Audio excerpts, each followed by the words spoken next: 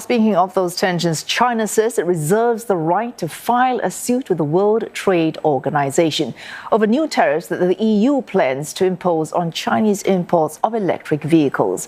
Beijing has slammed the move as protectionist and is urging the bloc to correct its, quote, wrong practices.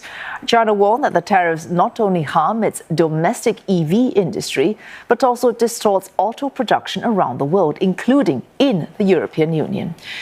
The EU announced yesterday the imposition of extra duties of up to 38.1% on imported Chinese electric vehicles from the 4th of July.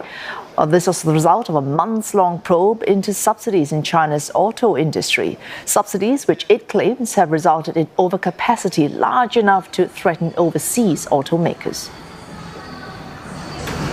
And more, Olivia Siong joins us live from Beijing. Olivia, China says it reserves the right to file a suit with the World Trade Organization. What impact is the filing of this suit likely to have?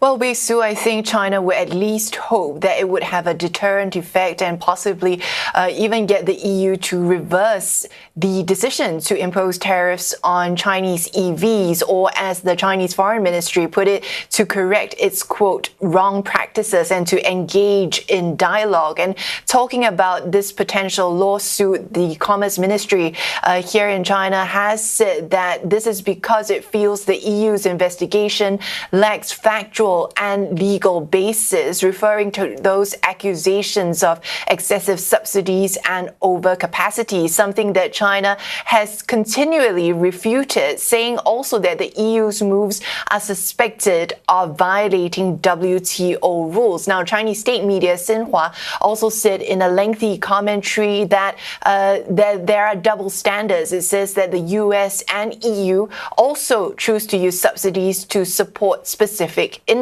But remember that these additional tariffs are not set in stone just yet. They will apply provisionally from July and definitively from November, as long as there is a majority approval vote from the EU. There is still a process to go through. And what China is pointing out is that there are opposing voices to this move being taken by the EU.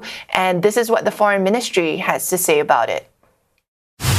我们敦促欧方认真倾听各界的客观理性声音，立即纠正错误做法，停止将经贸问题政治化，通过对话协商妥善处理经贸摩擦，避免损害中欧互信和对话合作。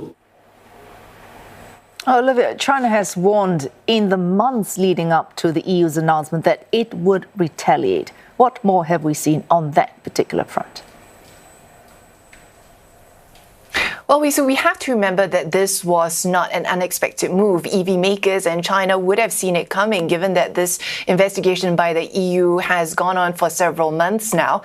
China has been dropping hints that it would retaliate if the EU did go ahead with this decision, saying that it could potentially lead to implications for the European aviation to agricultural sector. The Commerce Ministry here in China was asked for an update on this, particularly also on reports that there are Chinese industries lobbying the government to start an anti-dumping investigation into European dairy products and pork. And the ministry said that these Chinese industries have the right to do this and authorities will act in accordance to the law. And that's because observers are saying that China is likely to want to calibrate its retaliation rather carefully as well. It says that China and the EU both don't want to see a full-blown trade war, which would be costly to both sides, to take place, but China will need to act, they say, in the face of pressure from other countries, given that its domestic audience is also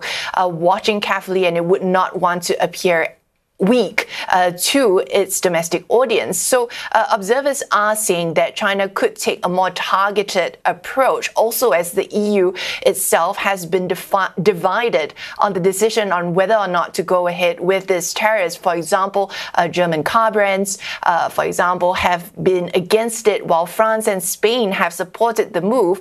And so it could be possible that certain countries and their products could be targeted instead. We will have to watch and see how this plays out.